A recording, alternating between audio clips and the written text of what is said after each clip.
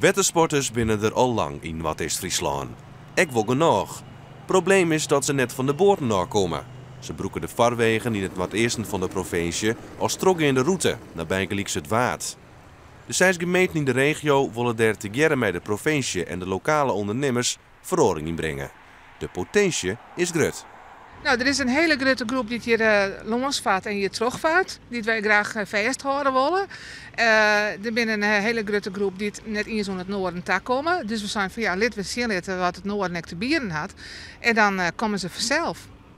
Op het plan Troggene had het noorden oer de Skofke onder oren tientallen saneemde toeristische oerstappunten. Plakken werd het voor de wettersporter makkelijk is om oer te stappen op onder oren de fiets- en kuierroutes of om een van de musea op te zieken. Om de 15 kilometer moet er zo'n punt komen. Daarnaast moet er een flink aantal nieuwe vaarwegen online worden. Zo binnen het plan voor een nieuwe verbinding tussen de Strobosse trekveert naar de Lauwers. Alle plan bij elkaar kost je tientallen miljoen euro's. Dat is een flinke investering, maar het is dan ook net de bedoeling om alles in één keer uit te vieren.